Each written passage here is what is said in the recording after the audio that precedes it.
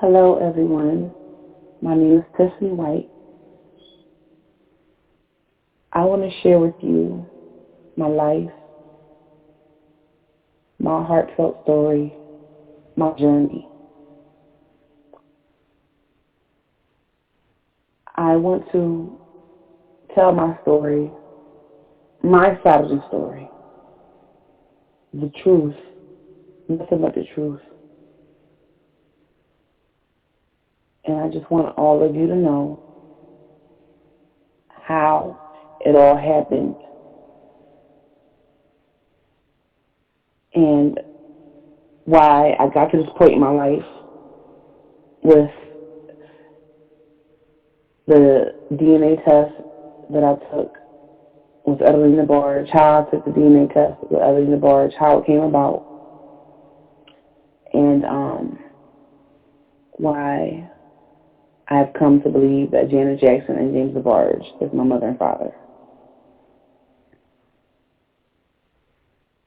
For those who know my story, thank you for believing in me and standing by my side through all of this. And for those who don't know my story, well, you want to get a little taste of it today. And I just want to say to my loving grandmother, Evelyn DeBarge, thank you so, so, so much for standing by my side and being there for me throughout all of this and for believing my story and giving me a chance and accepting me in your life and always loving me. I appreciate it. I love you. Well, I was raised in foster care. I was placed in foster care as an infant. It was said that I was born in Philadelphia, PA. The story that I was told was I was abandoned and just left at the hospital. My mother had me, and I was left there. But at that point, when I heard that story, nobody never said anything about Janet Jackson.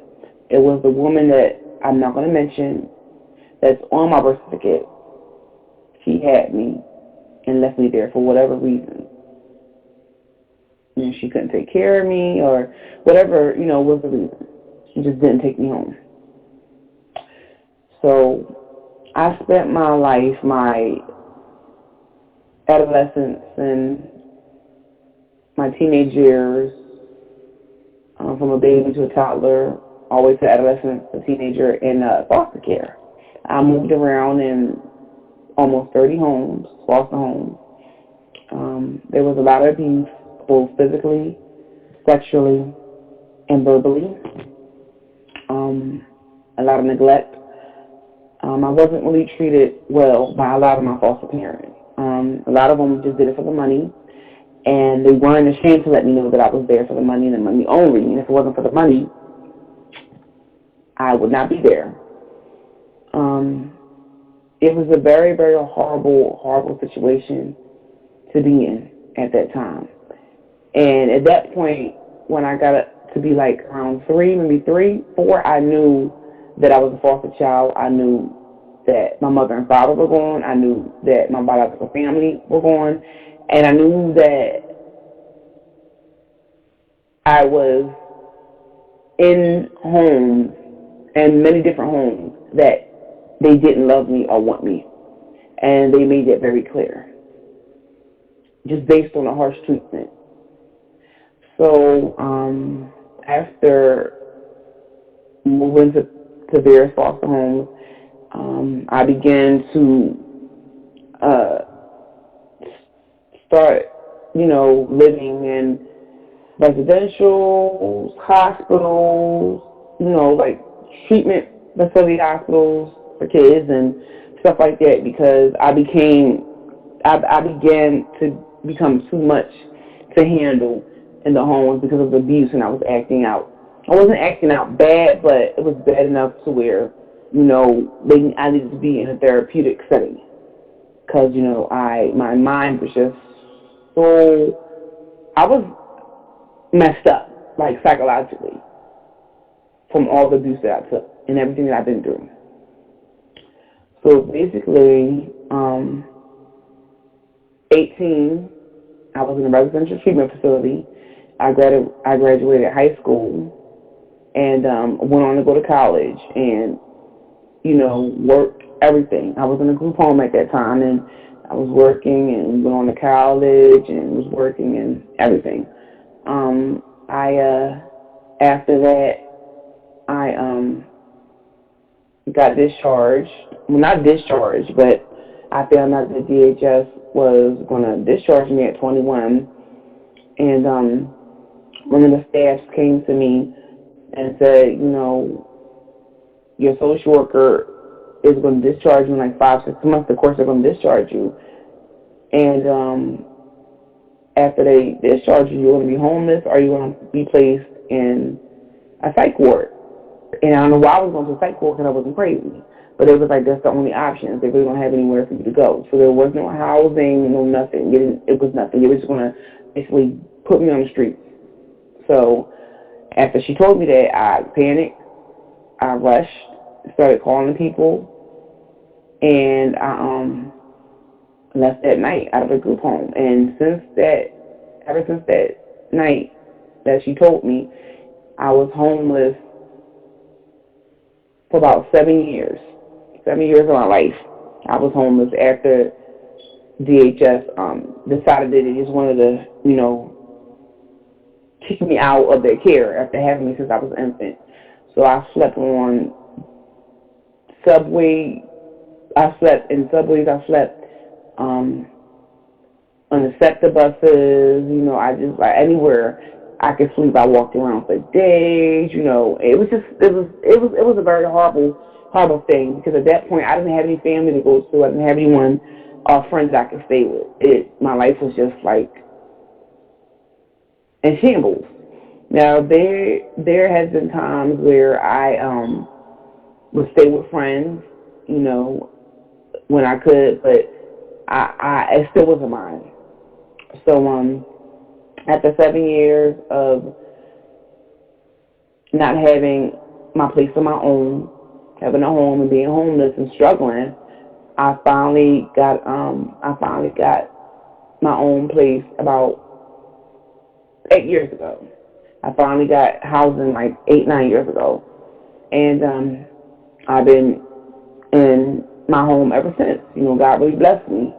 So it took a while, but I got what I wanted. But I'm not understanding how come the system felt me like that. The system, foster care system, really, really, really felt me. So that's my hardship. I'm just giving y'all, giving it to you like it is, but I don't want to drag it on and stay on one topic. So basically,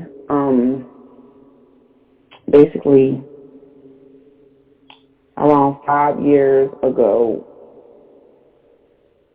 or maybe 6 years, 7 years ago, I got a phone call and a text saying that, "Hi, I'm your mother," basically. And I got really excited. I was really excited because I thought it was a woman on my birth certificate. So, I responded back and started texting and everything. And out of nowhere, she says, I'm a singer, I'm an entertainer. My real name is Janet Jackson. I'm your mother. So basically, before the text, I always had a feeling. I always told my foster sister, I wonder if Janet Jackson is my mother. I wonder if I'm her real daughter. Like I'm a biological daughter, the secret daughter. I always had that in mind. I always wondered if I was the one, but I didn't know that I was really the one. So, she texted me and said, I'm Janet Jackson, I'm your mother. At that point, I didn't believe it. I thought it was a joke. I thought it was a scam because the woman on my birth certificate, I know she's not famous, you know. And at that point, I'm like, okay, here we go. So at that point, I just told her I don't believe you. It's not true. You're not my mom. Janet Jackson is not my mother. You're just not the real Janet Jackson. You know, she wouldn't text me. She would call me. She would send me a letter. She would visit me. Like, she would come see me. Like, this is not real. She apologized to me. She apologized to me. Said she was sorry. Um, offered me money and said, you know, I would like to, you know, make your life a little bit easier, and I would like to, help you. You know, that you need any money and anything I can do for you. And I turned it down. I said, no, I don't want your money. I want your love and I want the truth. So after like texting for a while, she did finally call me. But, you know, I just couldn't believe that it was Deborah Janet Jackson. So every time we would talk, she would be apologizing, and she was saying, I'm your mother again, your mom. She said, sorry for abandoning you, neglecting you, and not being there for you. And she would often say, you know, I know what you've been through, and, you know, I know what was done to you. And she said, I've been watching you since you were born. I've been keeping tabs on you, have people watch you and come back and telling me stuff. You know, basically, I just wanted to reach out just to say I'm sorry and I want to meet you. She did say she'll send me a plane ticket to meet her. I turned all that down because still I didn't really believe it. And what pissed me off was because she said that she knew what I've been through and still didn't do anything about it while I was in foster care suffering. So that kind of bothered me because she would always reach out to me at least twice a year for like 5 years. And it was more texting than calling. And I just couldn't wrap that I couldn't wrap that around my finger that it was really her. So one day, you know, I got really depressed, and I was already depressed for the phone calls and the texting because she just kept doing it, you know, trying to make me believe her. And I said, this got to be a joke. And excuse me if I'm wrong. If this wasn't Janet, then I would say it's somebody who knew my story and knows the truth and know what Janet is to me, and, you know, kind of like told me everything, but was pretending to be Janet. I don't know because I didn't see the face. I just got text and a phone call. So one day I got really fed up with it, and I was contemplating suicide. Like I wanted to kill myself because I just couldn't wrap my finger around these phone calls and texts from this strange person saying that they're famous and they're Janet Jackson, they're my mother. And I just started thinking about the abandonment, the abuse that I've been through in the foster homes and everything. That if she is my mother, she let me go through because she was not there. She chose fortune and fame over her daughter. So this was about maybe 3 years ago. I was in my room and I said that prayer. I said, Lord, you know, I'm sorry for what I'm about to do, but I cannot live like this anymore. This thing is haunting me. And mind you, the text, every time I got a text and a phone call, it haunted me because I would tell people, they'd be laughing at me, they didn't believe me. You know, only certain people believe me, but not all. You know, I was crazy, you know, I'm this and this and that. Like, it's not true, that's not Jen, it's a prank, somebody's messing with you, don't believe it. So I started to think about all of that. And I took my pills, I took my pills and overdosed on my medication. And it was about 4 days that I was found by my landlord and my neighbor. 4 days of me being unconscious. They found me in my apartment. My landlord was doing an inspection, and he seen me laying there and laying on the floor, and he got my neighbor. And they called 911, and I was rushed to a hospital. And there in the hospital, I stayed there in the hospital for 4 months unconscious, in a coma, and on life support in ICU. And at that point, my foster mom and foster sister was like, okay, this is serious. And they said, I know she had to do it because of the Janet situation. She got fed up and couldn't take it no more. So after the 4 months, while the 4 months I was in the hospital, The doctor came to my foster sister and said, listen, Tiffany's not doing so well. We don't know if she's going to recover. If she do wake up, she's going to be a vegetable. She'll never walk again, never talk. She's brain dead, literally brain dead. And there's nothing more that we think that we could, we could do. So we went to sign these papers so we could take her off life support. So my sister, went home and she talked to my foster mom and she, told my foster mom what the doctor said, and she said, my foster mom said, God is slow, but he's sure. He is going to wake Tiffany up, and he is going to, wake her up and give her life. Like, she's not going to die. She's not going to die. And my sister said, are you sure? And my foster mom said, yes, I'm sure. So she went back and told the doctor and called the doctor, and the doctor said, okay, all right, if you had that much faith and you believe, then we'll keep her on. So probably about 3 weeks after that conversation, I did wake up. I woke up from a coma. I was confused, lethargic. I didn't know where I was at. It's very scary to me because I didn't know what happened to me. So while in the hospital, I had to learn how to breathe on my own without a breathing tube. I had to learn how to swallow, speak. I had to learn how to walk, sit up, hold my head up. I had to learn everything all over again, like as if I was a baby, because I was like paralyzed. I couldn't move. Like after 4 months, my bones was weak, my body was weak. Like I couldn't do anything for myself. So I remember in the hospital me telling one of the doctors and nurses that the reason why I did it, and I mentioned Janet. And at that point, they're looking at each other like, huh? Janet is her mother, or she's getting phone calls by Janet Jackson? And women, hold up, and they probably didn't believe that I was crazy, but it was the truth. I know out of everything else that I'd forgotten, I remembered why I did it, the reason why I did it. So after recovering and being in the hospital, I went home and came home. And I began to think really, really hard. And I said, Lord, something has to give. Something really, really has to give with this situation. This is just too much. It's too much. And I need to reach out to somebody that can help me, because I don't want to do this again. I don't want to do this again. I don't want to try to hurt myself. So around that time, I was talking to my grandmother, but we were just talking. I never exposed to her who I thought I was to her. And me and my grandmother was talking for about probably say 5 years, 6 years, prior to that incident. And one day I just called her and I said, listen, I'm going to tell you the truth. I think that I'm your granddaughter, or if I'm not mistaken, I believe that I'm your granddaughter, and I have the proof.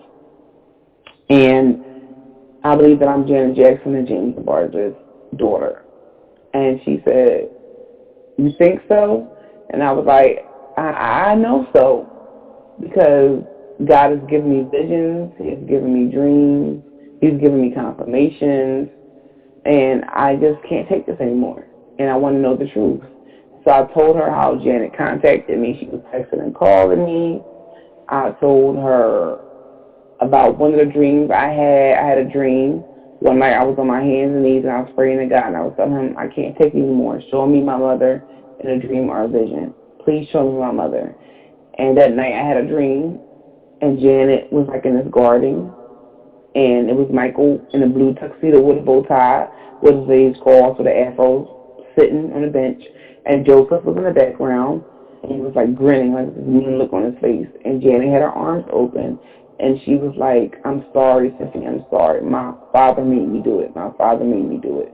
Would you please forgive me? I am your mother. I am your mother. Would you please forgive me? With tears in her eyes. And she held out her hands, and I just stood there. I just never hugged her, and I just stood there. And prior to that dream, that same night that I had that dream, that same day, that's when I got the text and phone call from the person saying they were Janet and they were my mother. That's what a coincidence.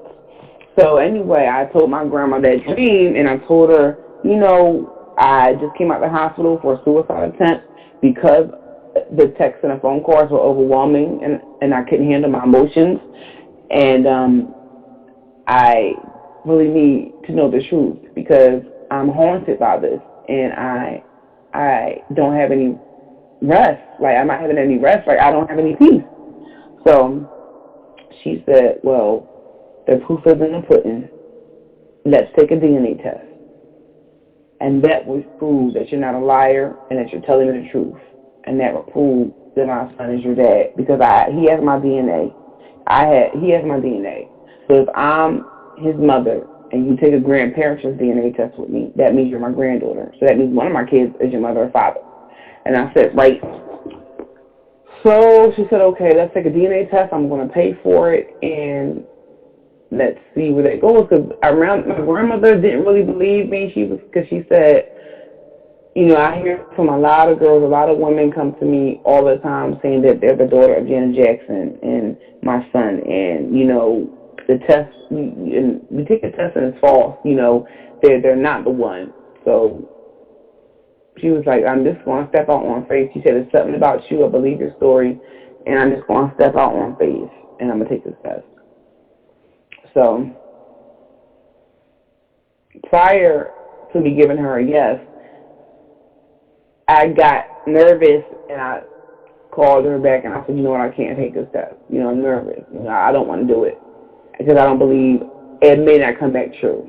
And she said, well, why? I said, because I don't know, because I'm not lucky with people. I don't ever have no luck. And it just may not, I don't know, maybe it may not come back, because I was starting to be indecisive because I was scared. I didn't know. I didn't really know she really was going to take a DNA test, So one day, I was at this store, and a prophetess came to me. And prophetess came to me and said, I don't know you, but I need to speak a word into your life. And I'm like, okay. She's like, it's something that God told you that you have to do, something that you have to do, and you're nervous and you're scared about it, and you don't want to do it. But God is telling me to tell you to finish what you started. Finish what you started. This will open a new chapter in your life, and you'll have some peace, and you'll find some contentment and peace. But you will have to finish what you started. It's something that you're supposed to do to get truth. You're supposed to find out the truth, and you don't want to do it. And she was like, you need to finish what you started and do what was told of you to do. And from that day, I called my grandmother and told her, and I said, I'm going to take the DNA test because I feel like that was God giving me a word, giving me confirmation that I need to do it. So she said, okay. So she set it up and everything, and I went to the DNA lab in Philadelphia. She went to the DNA lab in Michigan, and we took the test. We waited for about 2 weeks. The whole 2 weeks I was on pins and needles, praying, and just trusting in God and just believing God for a yes. I said, please don't let it be yes. Please don't let it be yes. Because I don't want to look like a fool to this woman and pay her money, $200 for this test, and I don't want to, have her waste her money. And she told me, my grandmother kept saying, regardless if you're not my granddaughter, I still love you and we'll still keep in touch. And if you are, that's even better. I will accept you as my granddaughter. And I said, okay. The 2 weeks after waiting, I got a phone call. I was in my room, and I got a phone call from my grandmother. And she said, Tiffany? I said, yes. She said, do you know who this is? I said, yes. And at that point, I wasn't calling her grandmother. I was calling her Mama D. I was about to say Mama D. She said, no, it's your grandmother. It's grandma. It's your grandmother. And I'm like, huh? She said, I got the test results from the lab, the DNA lab. They called me and emailed me, and I picked up I have the paperwork. They the results are in, and she said, would you like to know what the results are? And I said yes. And she was like, are you ready? And I was like, yes. She said, the results are that you are 96.7. You are 96 27 that you are my granddaughter. And I was like, what? She was like, yes. And I was like, I told you, Grandma, I wasn't lying. I told you, Grandma, I wasn't lying. I told you, Grandma, I wasn't lying. And she said that she asked the DNA worker. She said, is this is this possible? Is this true? Is she really my granddaughter? They said we checked it out three times. That's why it took so long to get for us to get back to you. We checked 3 times, and it came back. It came back that she's your granddaughter because we did a grandparent's DNA test, and they said it's the highest you're gonna get without the grandfather. And they said that's your granddaughter and you're her grandmother. And I was like, oh my, I said, thank you, Lord, thank you, Lord. And I said, thank you, God. And at that point, that's really all I needed was that yes. God gave me a yes. So I called them. Oh, I began to cry. I began to cry and started praising God and just thanking Him. So I called and because I was in shock myself, and I asked them, is this true? And they was like, yes, yes, that's a really high number. That's your grandmother, and you're her granddaughter. It's true. And I was like, wow, wow. So after that, she said, I would like to meet you. Would you like to meet me? I said, yeah, sure. So she sent me a plane ticket. She sent me a plane ticket to Michigan, and that's when I went to go see her. And I seen some of the family, and got to really know her, and to see what she was about. It was love at first sight. Like we just looked in each other's eyes, and it was like, okay, wow. Okay, she is the one. She's the one. And basically, it was like, what can I say? Basically, it was innocent. It was innocent when me and her did it without the media, without getting these lawyers. It was innocent, and the test was right. And what I'm about to tell you, these are the things that people didn't know what happened after my story came out to the media. After that, she decided to get me a lawyer. Um, because we then needed Janet's DNA. And we know she wasn't going to do it willingly. So it was going to have to be like forced to get a subpoena, something. We had to get a lawyer because she wasn't going to come up front willingly. And I didn't want the lawyer. The longer myself was the best thing, But I didn't know where this was going to head. I didn't want any money. I didn't want anything. I just wanted my mother and father and my family back. So basically, the lawyer wanted to get James's DNA. He needed James's DNA to prove he was my father before he could open up a case. I mean, that was very, very hard to do because my dad, because James kept, bailing out. And I could understand. He was scared, and he didn't know what to make out of this. And it was like frustrated because it took a whole year and he still didn't do the DNA test. 1 minute he would go, almost get it done, and it just didn't happen. There's just so much complications with that. But I did talk to James over the phone several times. I had his number. He had mine. He would call me. I would call him. We would text. And he told me that he loved me, and he told me that he believes he is my daughter, and he would like to meet me. What I forgot to let you guys know is when my grandmother got my dad to get in contact with me, when he called me, I spoke to him for the very first time. I never forget. He started crying, and he started thanking God. And he was like, my daughter, I found him, He started crying. And he was with his brother. And he was so happy. He was like, I need to see you ASAP. He said, when can I see you? I need to see you ASAP. I need to see you ASAP. And he was like, I waited so long, and, now I finally found you. So I was like, wow. That's the first time I spoke to him. And basically, he wanted to see me, but he was scared. After everybody was getting in his head, and everybody was saying, oh, she's too dark to be your daughter, she's this, she's that, she doesn't look like you, and she doesn't.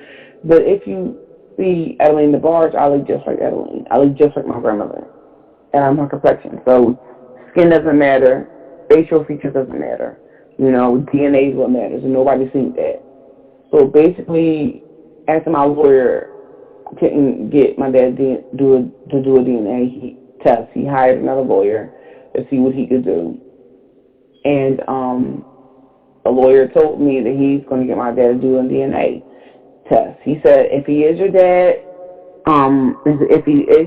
we're gonna put it to the media and the world will know, and we're gonna contact Janet and everything. It will get Janet's attention. If he's not, we're just gonna leave it alone. You can move on with your life, and I can put it to the media. This is where it gets a little spooky. My grandmother was tired a little bit. She was like tired of waiting because nothing was being done. It was at a standstill, and she was like, I really want to put your story out there. I want to tell your story, and I just want the world to know who you are to me.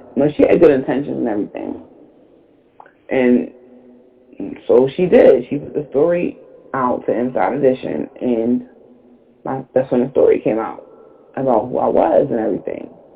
That didn't sit well with my lawyers, and my lawyers didn't like it at all. I remember them telling me, if we keep this a secret and your dad's test come back positive, we can reach out to Janet.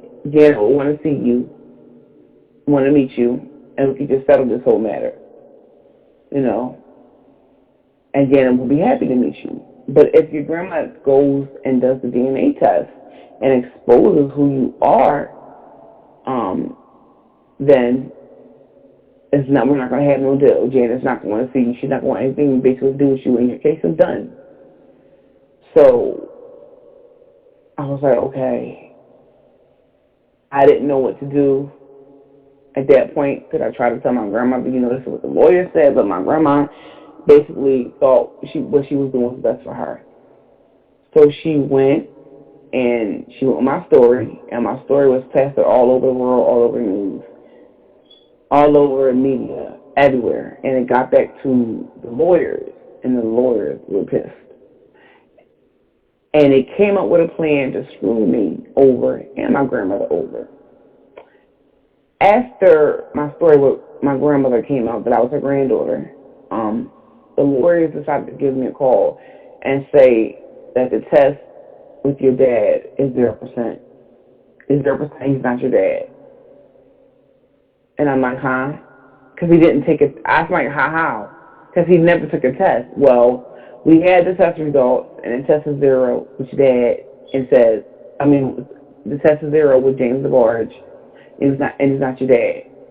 And I'm like, but I don't understand, because I never took the test. How was that? Well, they said, well, this we could do at this point. So, your grandmother went out and the DNA, she went out and, went out with the DNA and went on a TV show and all this stuff and exposed it, and this wasn't supposed to happen. So, the test is 0 with James Ward. I'm like, okay, all right.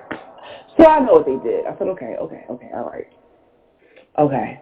I know exactly what's going on. So I called my grandmother and I told her, and she said, now you know what I'm thinking, right? I said, yes, Grandma. She said, it's a scam. I said, yes. She said, the lawyers did that. They did that. And either somebody got paid off to do what they did, or they just try to, they were upset because I came out with the story. And she said, I was only trying to help you and do what's best for you. I said, yeah, Grandma, I know. So basically, the lawyers lied to me and told me, first, if the test was 0, they wouldn't expose it. But anyway, they did. They exposed it anyway. And it was all over the news, it was all over TV, all over TMZ, that Tiffany Whyte and James DeBarge's test as a zero match. A zero match. And just people were laughing and making fun of me and calling me a liar. I'm a gold digger. I just want money. And my whole thing is, how is it zero when he never took the test? I just really didn't understand that. And I called James and I said, listen, the test is zero. I said, how could that be? I said, did you take the DNA test? And did you take a test or anything? Because they said they were going to get my old test from my grandmother from when I did my test with her. But I did take a DNA test, so that was when I was trying to get a DNA with James before. So I don't know what DNA they got for me. So he was like, I didn't take no test. He said that's not true. He said he was very pissed. He's very angry. And at that point, really, nothing he could, nothing he could really do. And so they falsified the test and just made me look like a complete fool, made me look like a complete liar, made me and my grandmother look like a liar and a fool, and that was just like devastating to me. I just couldn't believe what they did. And I called the lab up. I called the DNA lab up and I asked them, I said, so what's going on? You have my DNA test? They was like, what DNA test? And I showed them the copy that I was sent, and they said, you didn't get that here. I said, well, my lawyer said that I got it done at the diagnostics center, the DNA diagnostics center. They said, this is not even authorized. This is not even stamped or sealed, not even signed. They said, where did you get this from? I said, well, the lawyer said that James DeBarge took a test, and it was zero between me and him. And he was like, First of all, it says child, and it says alleged parent or whatever, father. It says your name's supposed to be on there. It's supposed to be a signature at the bottom. They said it doesn't look right. Our name is not on the paperwork. We don't know where you got this from, and this is like it's falsified. It doesn't even look like a real DNA test, and you did not get it here. And so I asked, and so one of the lab tech, the lab techs told me. They said, you really need to get this investigated because this just doesn't look right. It looks fishy. And I told them, I said, remember the DNA samples that my lawyer got from my dad? Because I hate to say this, though, but James DeBarge's, his brother, at the time we were trying to get his DNA and it was hard, this is the only way my lawyer thought that he could get the DNA. They got a cigarette butt from James in a bottle, Pepsi bottle, whatever like that, and they sent it to the lab. And the DNA tech was telling me the cigarette and there was a match with it. They said whoever cigarette or Pepsi bottle was a match with your DNA. It matched it. And it was a high percentage, like, it was a match. It was like you were related to that person. I was like, well, yeah, that's supposed to be my dad's James DeBarge's cigarette and Pepsi, can. They would say, well, yeah, well, it was a match. And I said, well, how is that a match? And they're saying that the DNA test that me and him took is false. So I just knew something was not right. Something just was not right. And so the whole world just really, really believed some nonsense. So after that, I was like, I'm done. I'm just done with this whole. I'm just nothing. I didn't know what else I could do. After getting several lawyers on this case and not having any luck, there was like really, really no hope. So basically, about a year ago, I had got another lawyer, and he decided to do a DNA test with my grandmother and one of her sons. And he said that should prove, since you don't have like a blood DNA from James or a swab of the mouth from James, that should prove, that James is your father. So at least, have his brother. So, I'm excited. I'm happy. I'm like, okay, we're finally going to get this done. I know I'm going to be matched because I matched with my grandmother. And I matched with James before based off the cigarette butt and the Pepsi bottle that he had, the DNA that they got from that. So, we did that, and to my surprise, but I kind of felt it in my stomach, the DNA came back all of a sudden 3%. And I said, what? How's it 3%? They said, well, technically, whoever Adeline's son, supposed alleged son is not her son. It couldn't be her son. It was like you had a match with her, but she didn't match with guys didn't match with. She didn't match with the son. It wasn't a match with him. I'm like, well, what do you mean? I was like, well, basically she's adopted him or his a stepson, or maybe she's lying, she's not telling the truth, but that's not, we don't know what happened now. We just don't know. It was him. That's not her son. It's not her son. I'm like, that is her blood son. Are you kidding me? I said, how is this 3%? Well, basically, we could just, all we could say is that maybe that's not her son. I said, all right, so it's 3%. You're telling me I'm not her granddaughter. They were like, no, you definitely are her granddaughter. You definitely are her granddaughter. There's no mistake in that.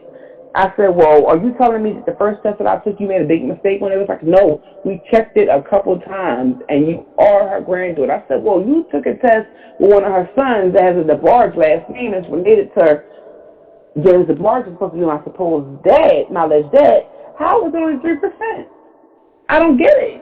Like, how? And they're like, well, that's not her son. That's not her son. It couldn't be her son. I'm like, okay, you know what? Okay. And then they said, well, do you think we got paid off? Do you think it was a payoff, or do you think that we did this deliberately to make you, you think that we falsified the test? I said, you said that. I didn't say that. You said that. And I said, you know what? That's what y'all. I'm tired of this. This is ridiculous. And they said, well, no, we didn't do anything. We didn't do anything. I said, okay, but you're saying this, right? I didn't say it. So basically, I told my grandmother and my uncle, and they laughed, and they said, who are they? They was like, we knew it. They was like, Tiffany, Janet is too powerful. Just, it seems like we just can't win. And my uncle said, they got to be kidding me to say I'm not my mother's child. And he was like, it's something fishy going on. Something's not right. And I said, yes, something is not right. So, at that point, I'm like, what else am I to do? Now, if everybody would go back and try to remember that when I did the DNA test with Evelyn DeBarge, with my grandmother, before the media, before the lawyers, before everybody knew who I was, it was positive, right? It was a 96.7 positive, right? Nobody knew who I was. No lawyers, no media. It was positive. As soon as it gets to the media, everybody knows who I am, and I get these crooked lawyers, it's 3% and 0. How is it 0% when James never took the test? I didn't take it. So where did that 0 DNA test come back from? I mean, where did it come from? Nobody knows how I was played and discredited from these lawyers and the media. Like, y'all don't know that. Everybody's believing that 0% test that they put out, but nobody took the test. Okay, for him. Now, nobody took the test to prove that he was my dad, because it just was impossible at that time. James wouldn't budge. So that 0 test is a bunch of bullcrap. And my thing is, when they took the cigarette butt and the Pepsi bottle, it was a match. They got DNA from that, and it was a match. The DNA lab tech told me it was a match with my DNA and his. So it's like this whole thing is just a mess. And I just wanted to tell my story, my side of the story, because I just wanted to let you guys know it's deeper than what it looks like. It's a lot deeper, and it's more to the story than the eye can ever see. And with Janet's prestige and power, it's been setting me and my grandmother back. And the only lady that I have to stand on, only proof, is that I have her DNA. My grandmother, Evelyn DeBarge's DNA, to stand on. But the other stuff is false. And the media couldn't wait, to say that I was a liar. So I got a lot of backlash from the world, the media, the press. I'm ugly, I'm fat, I'm black, I'm too dark, I'm not Janet and James DeBar's daughter because I don't have the looks, the features, whatever. I've been through a lot of criticism. But DNA does not lie. DNA does not lie. The first DNA that I took with my grandmother was a correct DNA test and percentage. Whatever those other people were doing and saying is not true. It's not true. Nobody knows how Janet contacted me. That I got a text from Janet or whoever pretending to be like her, whatever. If it was her or not, I still got a text and a phone call from her. This is all how it started. I would have never been searching like this and, going on TV and reality TV shows and all this stuff if it wasn't true. Like, if I didn't get the phone call from Janet. So that's how it all started.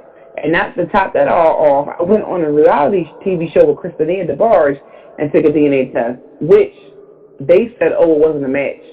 But I would like to know how, if she's supposed to be my stepsister, how much of a match are you going to get? And not only that, they promised me that they were going to send me a copy of the DNA test and let me know to see the results. They never showed me the results, and they never told me what percentage it was. They just said, it's not a match. I'm like, well, where's my DNA test? And they lied too. They lied. They lied about that. Because they never could tell me what the match was. Like, and all these cover-ups, like this is just a joke. It's just they made it into a circus. They made me and my grandmother look like fools. And to say that my grandmother's son is not her son, that's why the DNA was 3%. They told me, they said, well, that's not her son. And I'm like, are you trying to say that he's adopted or she adopted him or something? Because I don't know where he came from.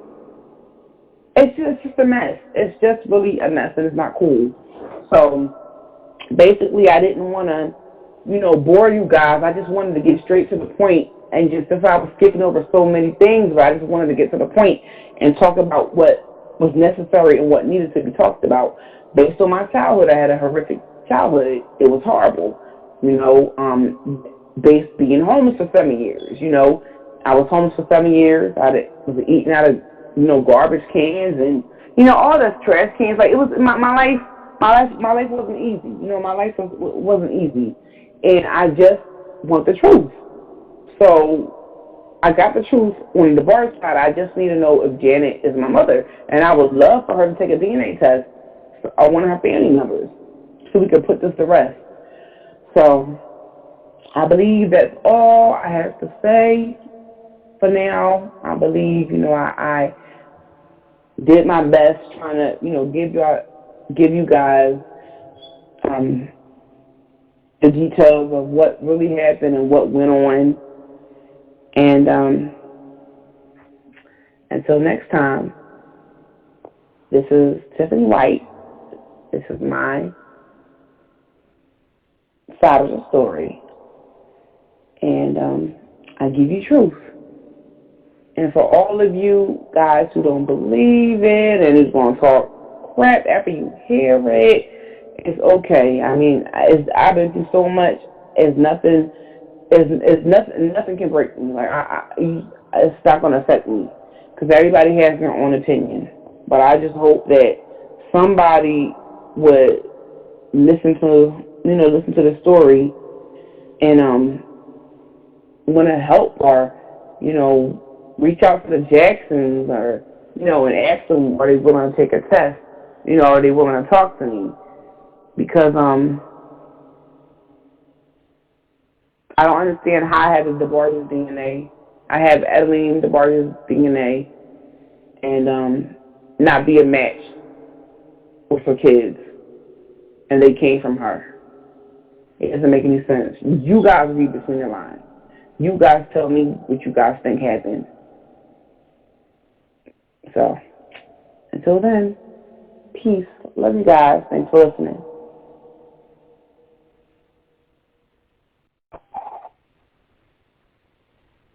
After all I've been through,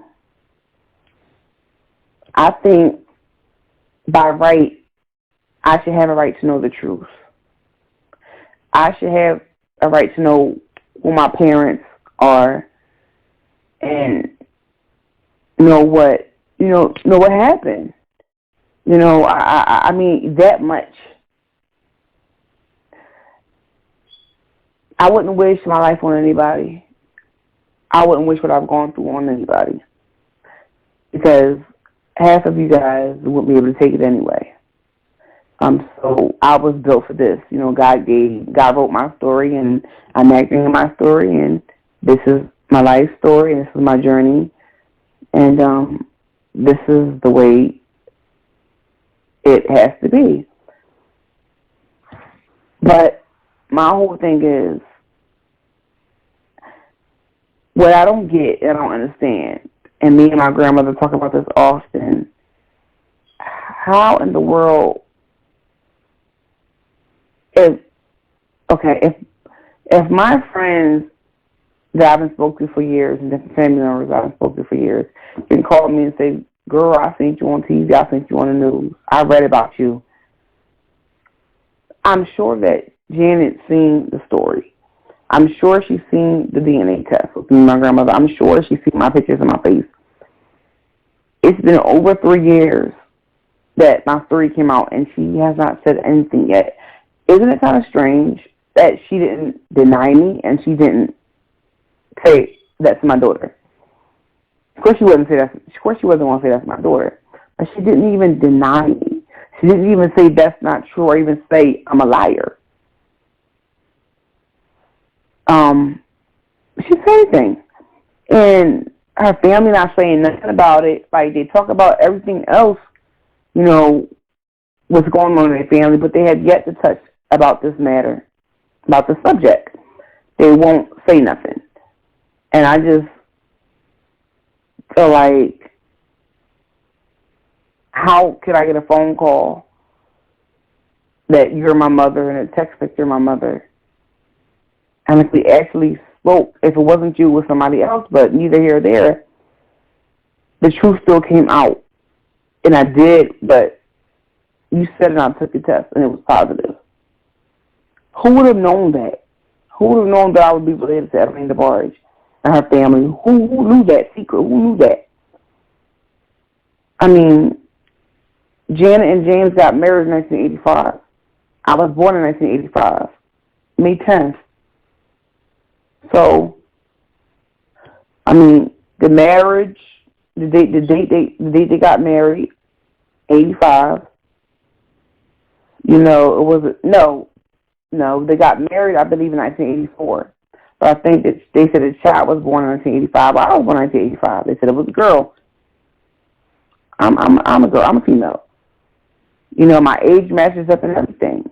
And the test. I got the test to back it up. So I'm just not getting why isn't Janet saying anything, not reaching out to me, not saying nothing. I would just like Janet to just reach out to me in private. Because I know she's not going to do it in front of the world, announce me. But at least she can have her lawyers or her team go to my Facebook, reach out to me, Facebook. I'm on Instagram.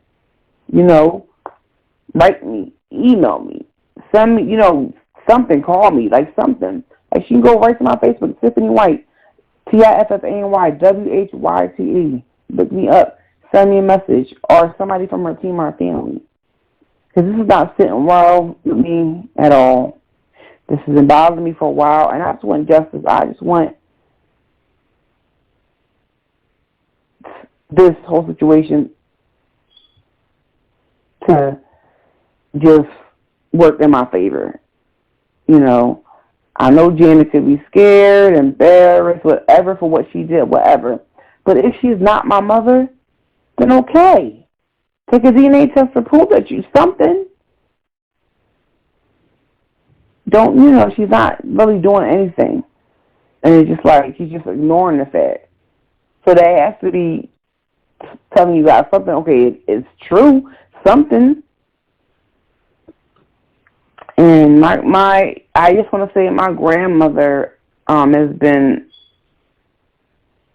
the most important person in my life throughout all of this. She's been caring, understanding, loving, kind, very understanding, very loving, and she was the first person that believed in my story and believed in me and went out on a limb for me. She's stayed up several nights while I'm crying for her and wanting to give up, and it's a lot of pressure on me, and I'm just letting her, like, telling her all what I'm going through, and she just listens. She doesn't judge, she just listens, and she's been there for me, and I really, really, really appreciate. I really, really, really, really, really appreciate that, and that means a lot. That really, really means a lot to me, because she doesn't have to be there for me. She doesn't have to care about me. She doesn't have to love me. She would have just took the test and just dropped me, and that's it. Okay, I know. Okay, so what? So what now? And my grandma really, really, really loves me, and she's been my rock, and she's had my back throughout all of this. Nobody has had my back more than my grandmother. Nobody. If nobody believes me, then my grandma believes me. Like, she's my cheerleader. Like, she's on my team. We're the best of friends. And see, nobody can ever take that away from me. No matter what they say or do, they can never take my love for my grandmother away from me. They can never take her love away from me. The love that she has for me, they can never take it away. No matter if they try.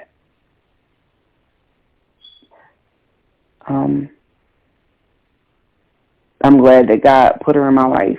She's been riding with me this whole time.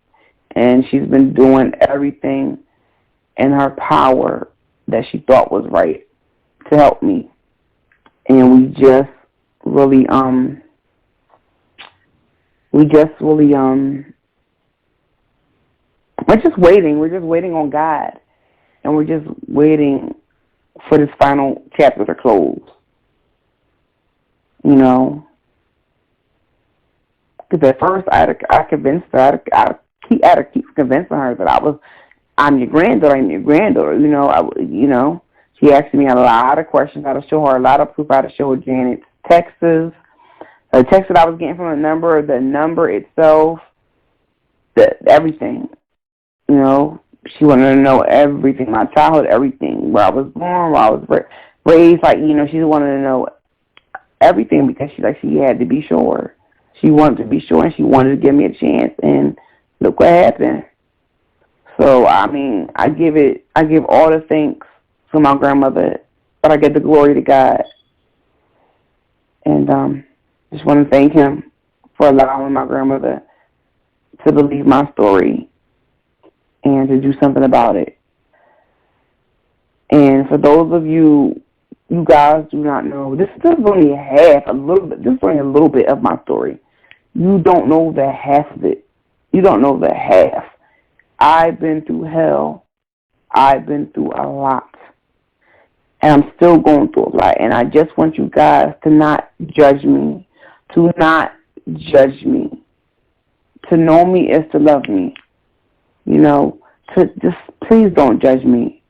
Just listen. Just take the time and listen. I'm not making this up. I cannot make this stuff up. I'm not a liar. I'm not a liar at all. I don't want financial gain. That's not what. This is not why I took the DNA test with my grandmother. I don't want financial gain. That's not. I told the person that was texting me when they asked, "Oh, do you want money?" I send you money. I turned it down. I said no. Nope, no. That's not why I've been searching for my mother for years, just to get financial gain. If she, it comes to the point where if she wants to bless me with financial, bless me financially, then I mean that's that's what she wants to do. But this is just to bring the truth into the light. That's all. It's just to bring the truth into the light, and so I can have peace. So I can have peace. So I can sleep at night.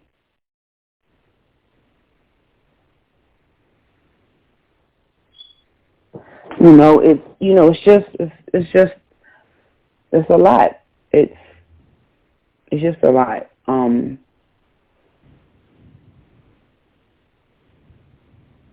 I just want the world to understand and know that I'm telling the truth.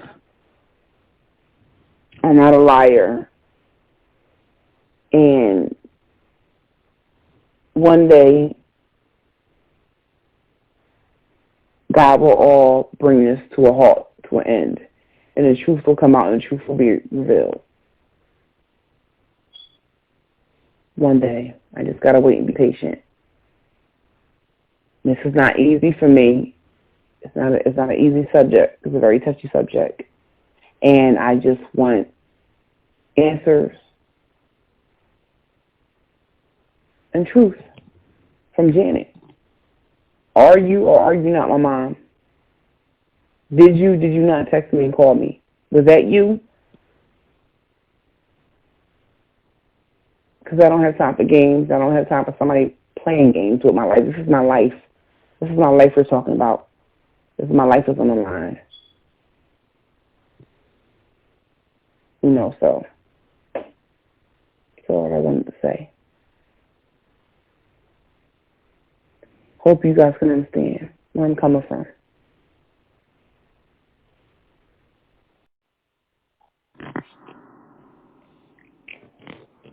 While I was homeless, I had told you guys that after the foster care system discharged me, I wound up homeless.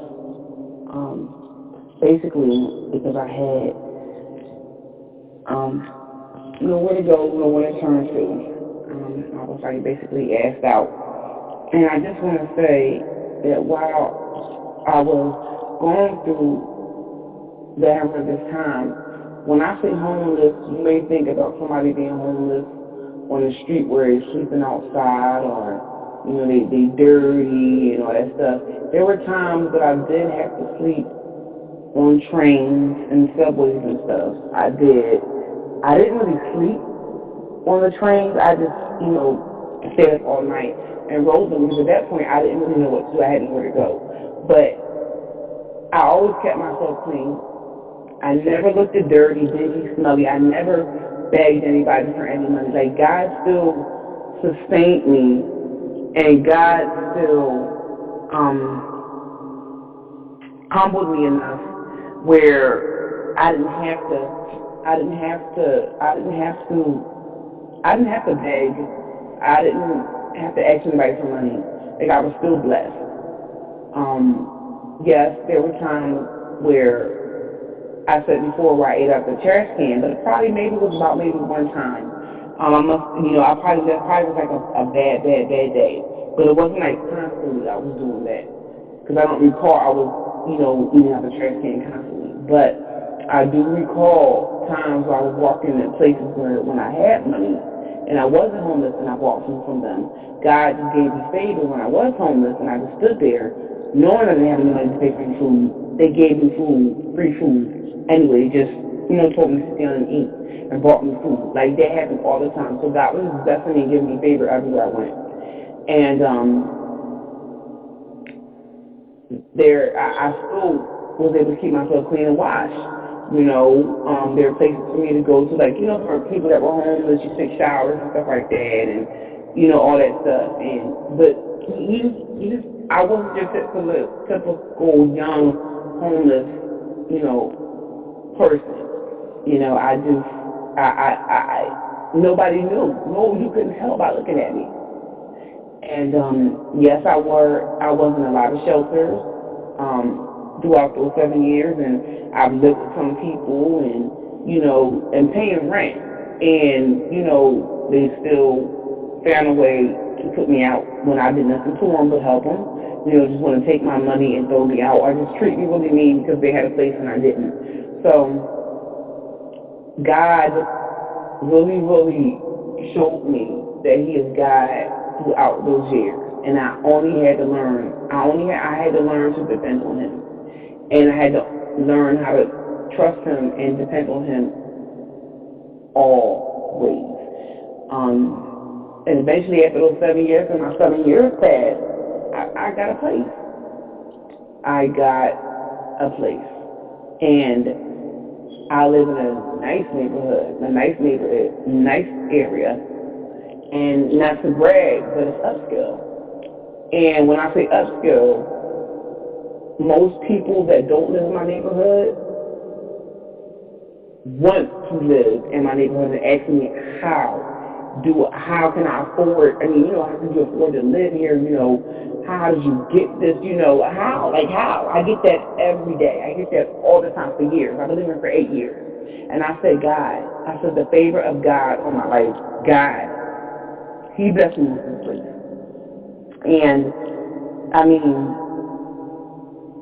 if it wasn't for God's favor, I wouldn't even be able to even think about moving in this area and in the part of Philadelphia. But, you know, I came from nothing to something. I have my own. It's my own key. It's my sanctuary. So, a word of encouragement. Those who have heard my story, just stay encouraged and know that there's always light when you're in a dark place. There will always be light. You will see the light at the end of the tunnel. There always will be light. And don't limit yourself. Don't limit yourself. You could do all things through Christ who strengthens you. And no matter your past, no matter what you've been through, no matter the test, you're God's child and God loves you. And so all the foster kids out there who feel like nobody loves them and nobody wants them, their mom didn't want them and their family doesn't want them and the foster parents don't want them, don't love them, know that God wants you and God loves you. And you're listening to somebody who's been there, who's gone through the foster care system, fought tooth and nail for fought tooth and nail just to be treated like a human being and get the respect. I had to fight for my respect. Some people say respect is earned, but I really had to fight for my dignity and my respect. And foster care and out of foster care. So you got a young woman. You have a young woman who's been through the ropes, who has faced life's challenges and overcame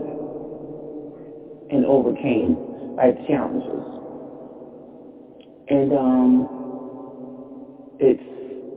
it's never too late to live your dreams and become who you want to become.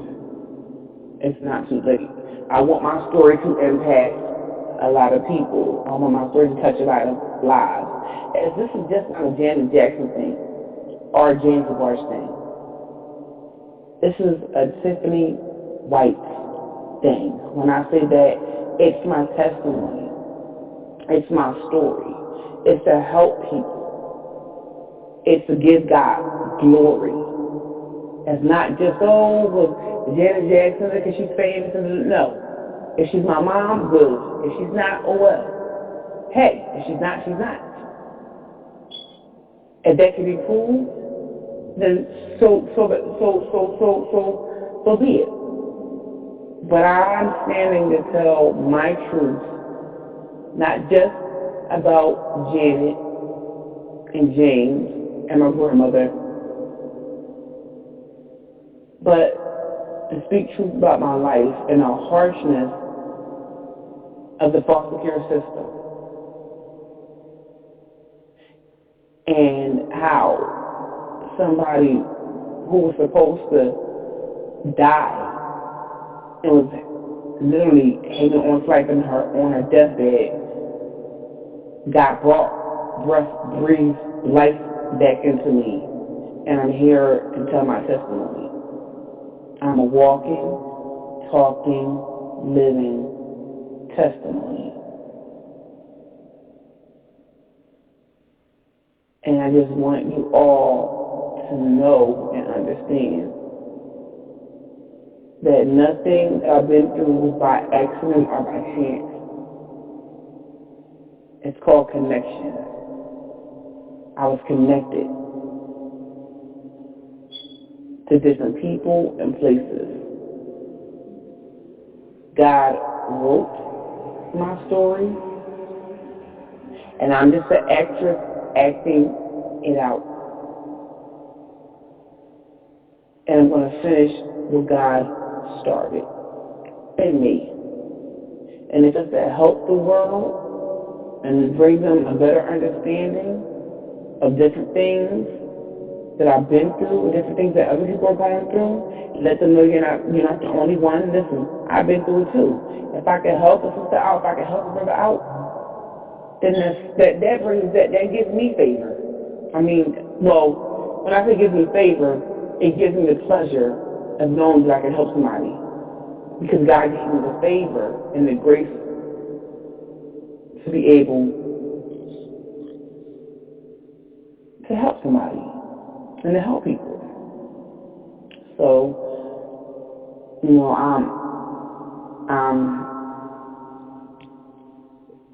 I'm just what I said I am, a living, breathing, walking, talking testimony. And I want to be a light in this dark, dark world. I want to be somebody's light and bring them hope and peace. So, I just had to clear that up. I just want everybody to know. I wasn't,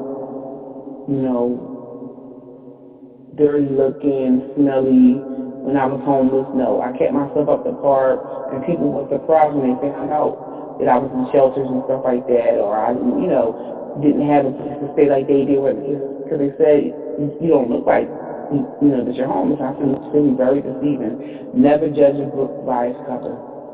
Never ever judge a book by its cover, because you'll mess yourself up every time if you do. I could be an angel.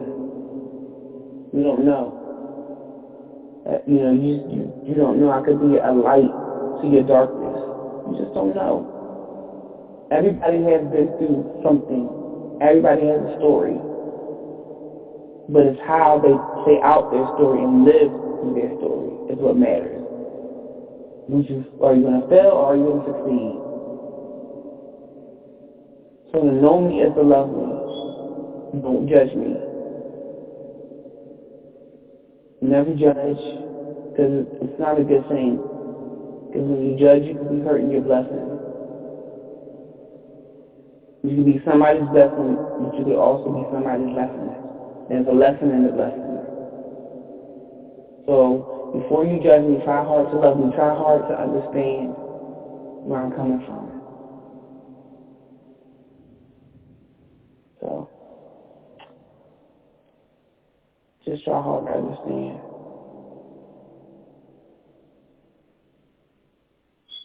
And then once you understand and can relate, or if you don't relate and you can somehow just understand, then you'll look at the situation different and look at me different. Me doing this is not about money, not about financial gain. Now I'm trying to get myself famous, and no. I have a story, and it needs to be heard. My story has been swept underneath the rug, silenced for years, ignored for years. And if I have the opportunity to come out and tell my truth, I want to do it. Nobody's paying me. to tell my story. I do it by my own free will. I am who I am. This is me, my life, my story. Take it or leave it. It is what it is. So, my life, my story. That's it. It is what it is.